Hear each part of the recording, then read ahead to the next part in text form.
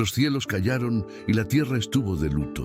No hubo trompetas ni cantos, solo el sonido apagado de los gemidos junto a los ríos de Babilonia, recordando a Sión como evocando un sueño lejano.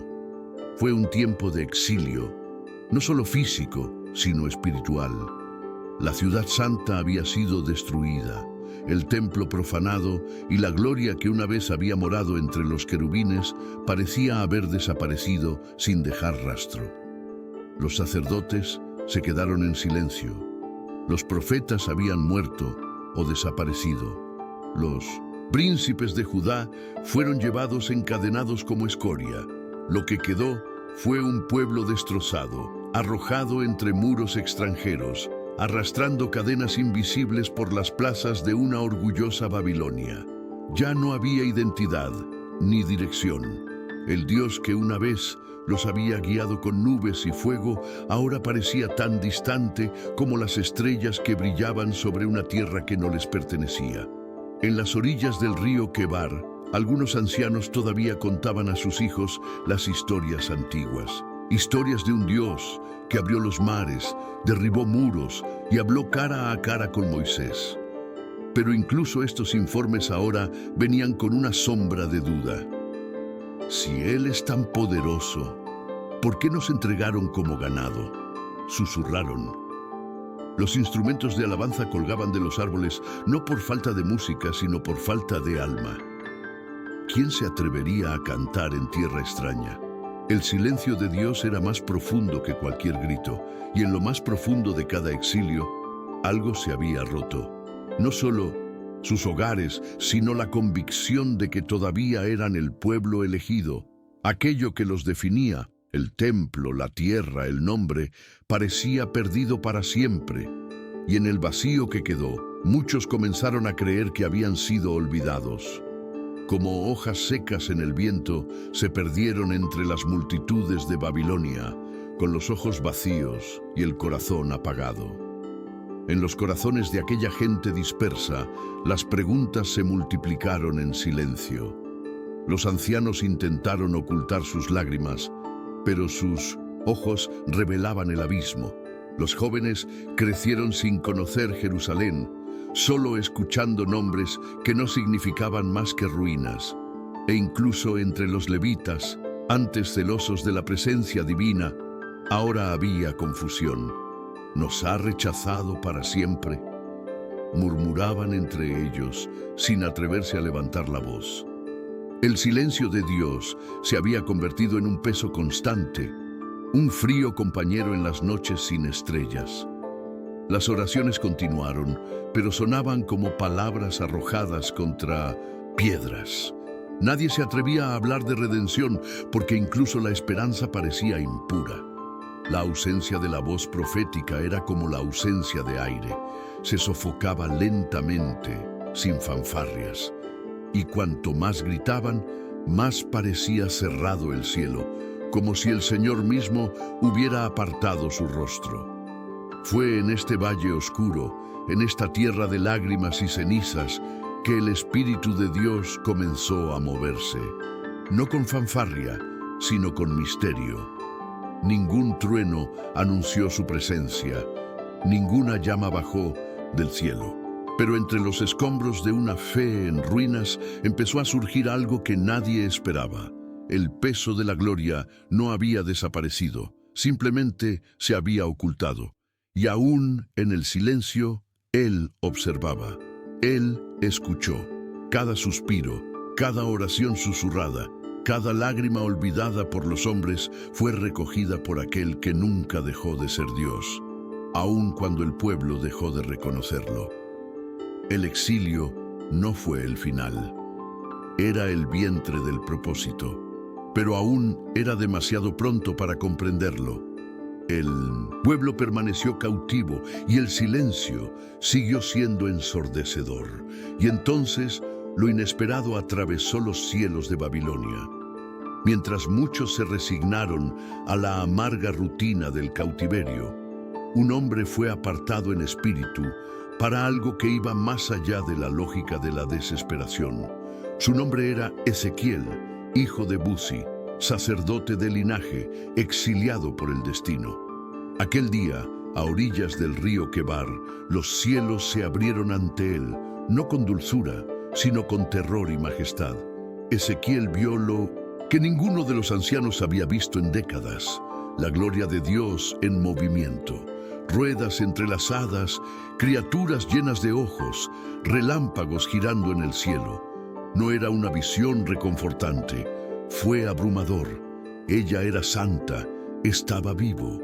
Y ante aquella gloria, Ezequiel cayó rostro en tierra como muerto, porque sabía, sin que nadie se lo explicara, que el Dios que parecía silencioso nunca estaba ausente.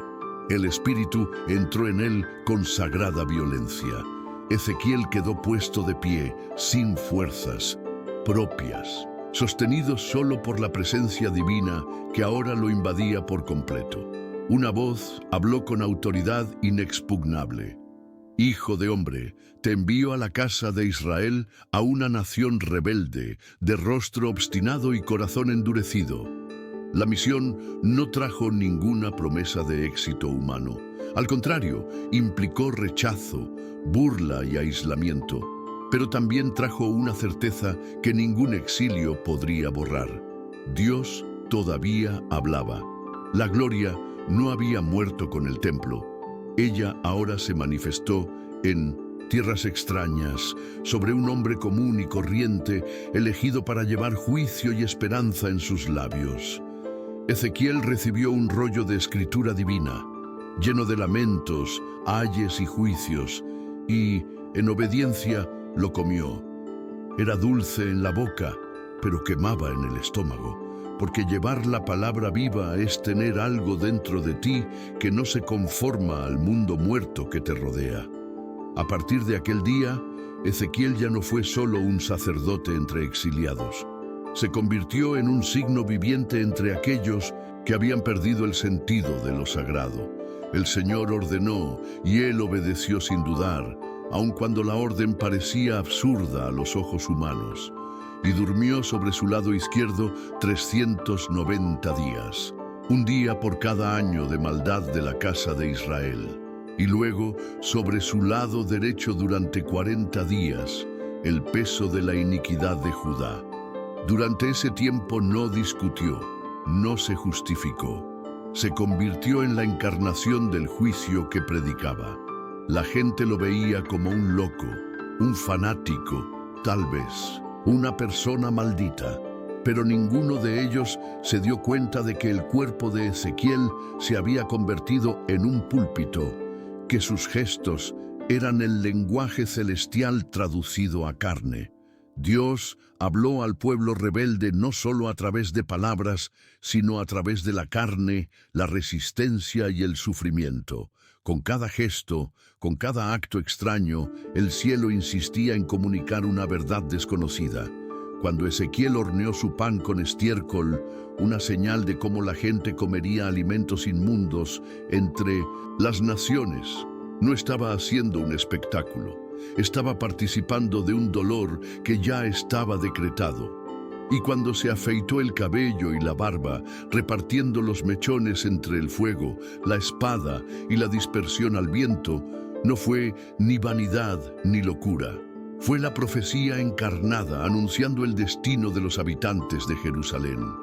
Se había convertido en un espejo de lo que nadie quería ver. No había escenario, no había multitud, solo un hombre y el denso silencio del exilio, roto por la acción desconcertante de un profeta que decidió obedecer a Dios, incluso cuando nadie más quería escuchar. Y esta obediencia lo marcó con una autoridad que no provenía de títulos, sino del peso de la verdad que llevaba en su propio cuerpo. En la soledad de su obediencia, Ezequiel fue conducido por Dios a una visión que ningún exiliado esperaba ver. El Espíritu del Señor lo tomó y lo transportó en visión a un valle vasto, silencioso y aterrador. Era un campo cubierto de huesos, huesos secos, esparcidos, expuestos al sol y a la intemperie, sin vida, sin conexión, sin historia visible. Eran tantos que no se podían contar. Allí, en ese escenario de muerte prolongada, Dios lo confrontó con una pregunta imposible. Hijo de hombre, ¿vivirán estos huesos? Ezequiel no tenía prisa en responder. No intentó aparentar sabiduría ni se atrevió a afirmar lo que no sabía. Con reverencia, simplemente dijo: Señor Dios, tú lo sabes. Porque solo Dios puede responder allí, donde la muerte es tan completa que hasta el recuerdo de la vida se ha desvanecido. Entonces vino la orden, clara, directa y divina: profetiza sobre estos huesos. No fue una sugerencia, fue un llamado. Ezequiel no discutió. Abrió su boca en medio del valle y habló como si llevara un aliento que no era suyo. Huesos secos, escuchad la palabra del Señor. Y mientras pronunciaba estas palabras, los huesos comenzaron a moverse. Primero un sonido débil, como el crujido de la madera seca. Entonces, el ruido se hizo más fuerte. Huesos chocando con huesos, encajando con precisión, formando esqueletos completos.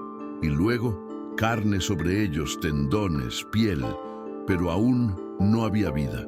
Era un ejército formado, sí, pero muerto. Ezequiel permaneció de pie, observando. El milagro había comenzado, pero estaba incompleto. La estructura estaba en pie, pero sin espíritu. Y fue el espíritu el que hizo toda la diferencia entre un cuerpo resucitado y un hombre vivo. Una vez más, la voz del Señor rasgó el silencio de la visión. Profetiza al espíritu, hijo de hombre, y di: ven de los cuatro vientos, oh espíritu, y sopla sobre estos muertos, y vivirán. Fue una orden que iba más allá de la lógica y tocaba los cimientos de la creación. Ezequiel, sin vacilar, alzó la voz y profetizó como le había sido ordenado. Y luego, de este a oeste, de norte a sur, sopló el viento. No era un viento cualquiera, era el aliento de Dios mismo, el mismo que había dado vida a Adán en el principio. Uno a uno, los cuerpos inertes comenzaron a respirar. El valle, una vez una tumba silenciosa, se llenó de los sonidos de la vida. Los hombres se pusieron de pie, con los ojos abiertos y el pecho expandido. Estaban vivos, pero todavía no sabían por qué. Ante Ezequiel se encontraba ahora un ejército en pie, completo, físicamente restaurado. Pero no hubo clamor, no hubo alabanzas, no hubo conciencia. Vivían sin destino, resucitaban sin memoria. Y entonces llegó la explicación que quemó el corazón del profeta más que cualquier visión. Hijo de hombre, estos huesos son toda la casa de Israel. Mira, dicen, nuestros huesos se han secado, nuestra esperanza se ha perdido, estamos destruidos. Aquellos hombres representaban a una nación entera, viva pero desorientada.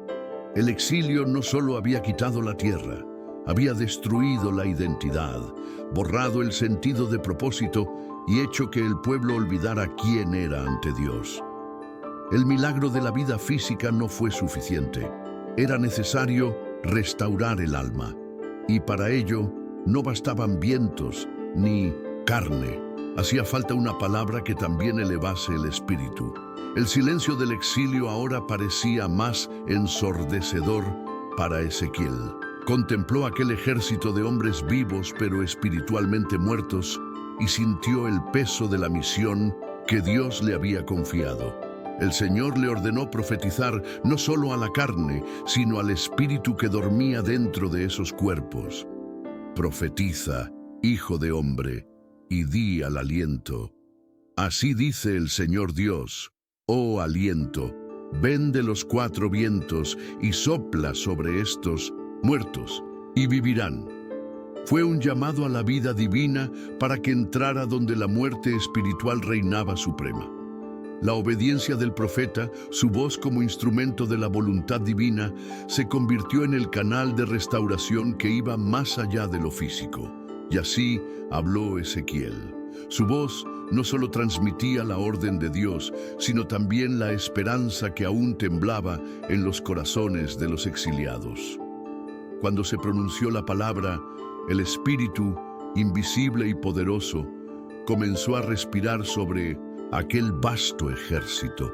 Fue el aliento de vida, de presencia, de restauración del pacto que parecía roto para siempre.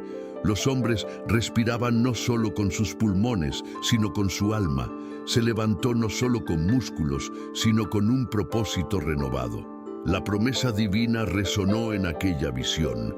No solo regresó la vida, sino también la identidad, el llamado y el significado perdidos entre las orillas de los ríos de Babilonia.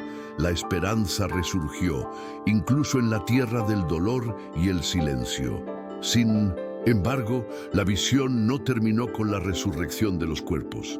El Señor le reveló a Ezequiel el significado más profundo de aquel ejército revivido. Eran toda la casa de Israel, representando a un pueblo que, a pesar de estar restaurado físicamente, todavía caminaba sin dirección espiritual.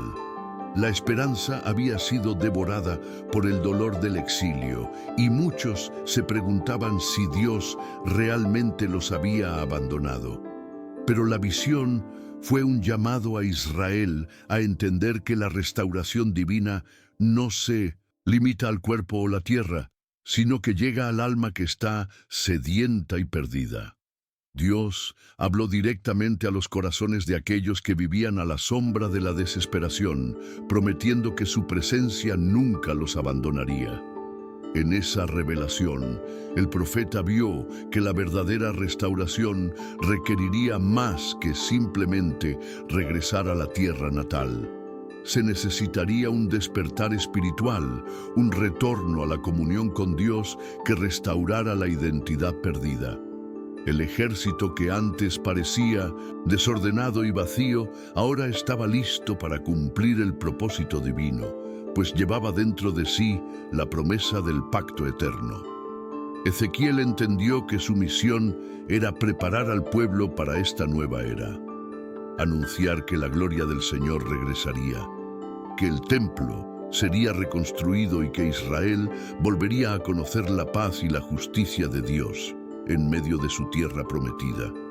Dios le ordenó a Ezequiel proclamar una promesa aún mayor, una que iba más allá de los dolores del presente y anunciaba un futuro irrevocable. Yo abriré vuestros sepulcros, pueblo mío, y os haré salir de vuestras sepulturas y os traeré a la tierra de Israel. Este mandato no fue una mera palabra de consuelo, sino un decreto eterno del pacto. Aquellos huesos secos y dispersos, símbolos de la destrucción completa, recibirían vida plena y regresarían a su patria con un propósito renovado. La tierra que había sido pisoteada y desolada florecería nuevamente, y la gloria del Señor que una vez llenó el templo de Jerusalén llenaría los corazones de aquellos que se arrepintieran y buscaran al Señor con todo su ser.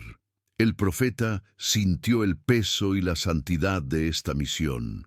Fue una promesa que requirió una fe profunda, no solo del pueblo, sino de él mismo. En medio del silencio ensordecedor de los exiliados, Dios habló a través de él, dando voz a la esperanza que parecía olvidada. Esa promesa demostró que el abandono no era definitivo, que el silencio del cielo era parte del plan para una restauración mayor. El futuro no sería solo una reconstrucción material, sino espiritual, una renovación de la alianza que iría más allá del templo para tocar los corazones mismos del pueblo. Fue un llamado a Israel a no perderse en la amargura, sino a levantarse y caminar hacia el cumplimiento divino. En el silencio de las orillas del exilio, donde el pueblo lloraba y la fe parecía rota, Ezequiel se convirtió en un faro solitario. La misión que llevó a cabo no era solo para aquellos días, sino para todas las generaciones que enfrentarían la desesperación espiritual. Sabía que el Valle de los Huesos Secos no era solo un lugar o un tiempo, sino un símbolo eterno de la condición humana, cuando la esperanza parece muerta y la desesperación reina en los corazones. El profeta comprendió que el verdadero desafío era despertar la fe dormida, insuflar vida donde solo quedaba muerte y mostrar que Dios está presente incluso cuando todo parece abandonado. Así que Ezequiel se mantuvo firme, profetizando la palabra de vida en medio de la incredulidad y el ridículo. Muchos lo llamaron loco, otros visionario, pero él sabía que la obediencia a Dios era su único camino. El mensaje que llevaba era duro, pero necesario. El Señor no había abandonado a su pueblo, a pesar de las ruinas y el dolor. En el silencio del cielo, Dios todavía estaba trabajando, preparando la restauración que llegaría como un soplo de esperanza. Y aquel valle, lleno de huesos secos, seguiría siendo recordado como un lugar donde la vida venció a la muerte, por la palabra del Señor y el Espíritu que nunca abandona. El mensaje de Ezequiel resonó más allá de las fronteras de Babilonia, perforando los corazones desolados de hombres y mujeres que ya no sabían a dónde recurrir. Cada palabra que pronunciaba, aunque pesada, llevaba el peso de la promesa divina. El pueblo de Israel, marcado por el dolor de la separación de su tierra y del templo, comenzó a darse cuenta de que el silencio de Dios no era ausencia, sino preparación para una nueva acción. Ese día, en las orillas de ríos extranjeros, la fe fragmentada comenzó a reencontrarse, los huesos secos comenzaron a encontrar significado y el llamado a la restauración se convirtió en algo más que un sueño. Se convirtió en una esperanza concreta, respaldada por la voz del profeta. El silencio que una vez parecía impenetrable, ahora se convirtió en una expectativa sagrada. El cielo no estaba en silencio, sino en actitud de espera de la respuesta del pueblo, de la fe que reconociera la mano de Dios en medio de la desolación. El exilio y el abandono fueron pruebas duras, pero el Señor permaneció fiel. La gloria divina que rasgó los cielos en la visión de Ezequiel anunció que el juicio y la restauración iban de la mano, y que la última palabra pertenecía a aquel que resucita a los muertos y hace florecer el desierto. El silencio de Dios era, después de todo, el presagio de su acción soberana y liberadora. En ese momento solemne, el pueblo exiliado se enfrentaba a la encrucijada entre la desesperanza y la fe. La experiencia de Ezequiel se convirtió en un espejo para cada uno, reflejando su propia lucha interna entre lo que parecía imposible y la confianza en el Dios que resucita. El Valle de Huesos Secos se alzaba ante ellos como un símbolo viviente de su propio estado, cuerpos revividos, pero sin alma, sin dirección, hasta que el Espíritu de Dios sopló sobre ellos.